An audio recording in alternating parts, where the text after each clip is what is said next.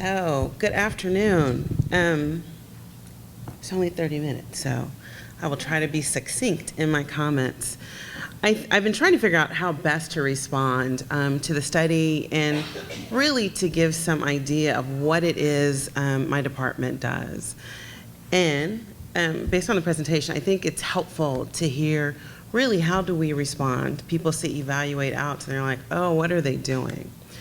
So first, let me talk about what happens when we get calls to the hotline. We get probably between 1,200 and 1,700 calls every month. We respond to about 350 of those. Those are the ones that actually rise to the level of child abuse. Since about 2002, we have been using an evidence-based screening tool called structured decision making, and it helps guide our responses to families. Which is important because it matters that we respond to Deanne the same way that we're going to respond to Gamaro. The tool allows for some flexibility because we're social workers.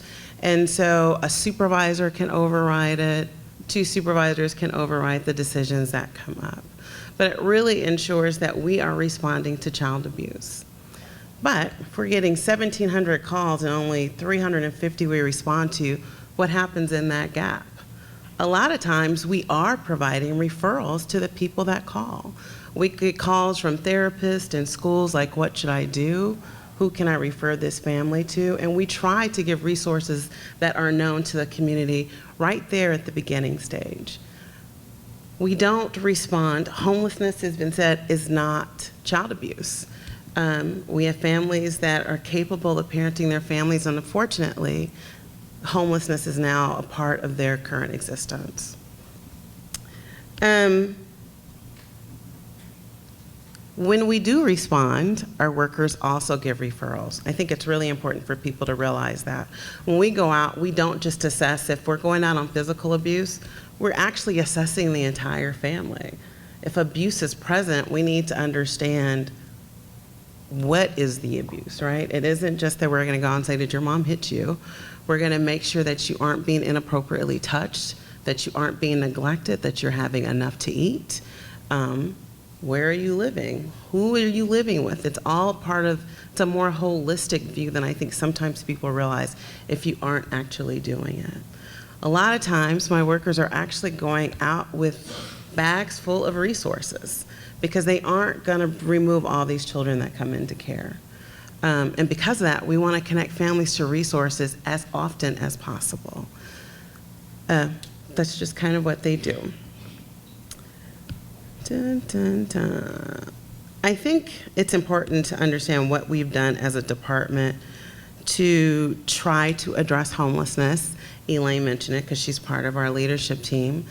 The last few years, the department has been in a waiver demonstration project with the federal government in California to look at how can we improve the child welfare system.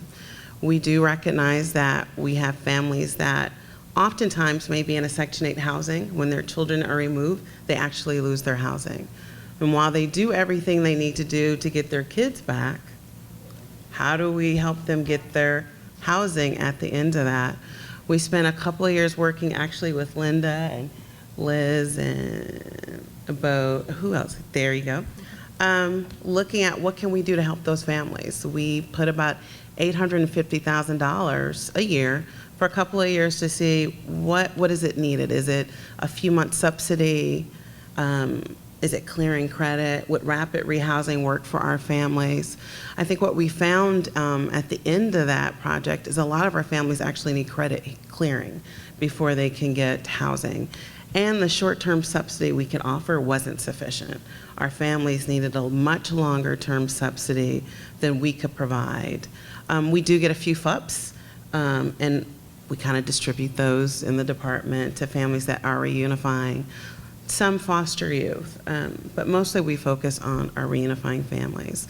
But the study did help us. Now we know that our families, as part of the end of their reunification plan, we do need to provide some assistance with how do you clear credit and those difficult challenges in that so that you are able to rent an apartment. Foster youth were also mentioned earlier.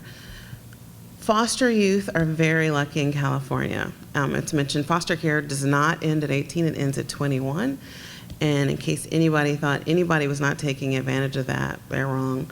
98% of our kids opt to stay in foster care primarily because of the housing and the additional support they get. They get a stipend every month. There's some benefits to being in foster care. They also can access what we call THP plus foster care, transition plus foster care. And they can access that the entire time they're in foster care. They can live independently. We assist with rent and housing and those things. When youth leave foster care, though, they can also access 2 additional years of housing, THP plus.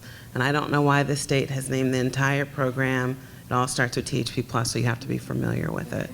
We make sure that our youth aren't using their eligibility for THP plus when they're 18 to 21, because we want to ensure that youth have access to those 2 years of eligibility when they leave our system. So truly, youth that have been in the foster care system won't technically run out of eligibility for housing until they're about 23. You can use that. I'm going to look at Deanne. I think it actually goes up to 24, so it depends on when they tap into their 2 years. So they may decide at 22 they want their 2 years. They may want it as soon as they exit our system. We've also been involved with it's actually not HHS, it's the Administration of Children and Family Services with the federal government, had a grant. What would it look like to plan to assure that youth that have touched the foster care system don't wind up homeless, that they also have permanency, that they also are having their educational needs addressed, that there also is some employment opportunities offered to them, and that we're looking at permanency and well-being. We were awarded a 2-year planning grant, and most recently, about a month ago, we were actually awarded an implementation grant. We will be spending the next 3 years implementing a model we have developed. We recognize that in Alameda County, we are resource rich. We really are. There are a lot of providers out there providing really good resources to our children and our families. Where we struggle is how do we coordinate that? How do we make sure that youth are getting to these resources, that when they run into barriers, that there is someone to assist them with overcoming those barriers. That program will actually start in January. I'm looking at Connie in the back. We have 90 days to actually get our program up and running, because the federal government said you had 2 years to plan it, so there shouldn't be anything else that's left to plan. And they are correct. And I think that's it. I think the one thing that's kind of mentioned in the study that I hope it'll be talked about this afternoon, there is an increase of who is actually reported to child welfare. And I don't think we can gloss over that today, but it is a deeper and rich conversation. I do believe families are reported when they come into shelter, primarily because they are in shelter. But families of color are reported more. When we can't pretend that that doesn't happen. And it's not just the homeless system. It is true with doctors, it is true with schools, and it's true with every system that we actually interact with. And we have some biases in our own system as well. I can't say that just because there's over-reporting, we don't over-substantiate. We do. We are working to address those issues within our system, but I don't want us to leave today without us thinking there needs to be a different way we interact with families of color, and how do we provide them the resources they need. In the essence of time, I just want to leave you with a couple of things.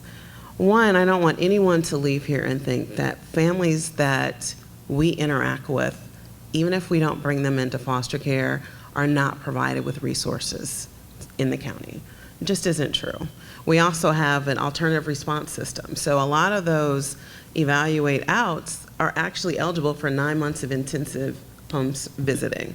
And we've been doing that for almost 11 years. And they are services provided throughout the county, but initially they were provided in our highest areas of interaction, East Oakland, West Oakland, and South Hayward.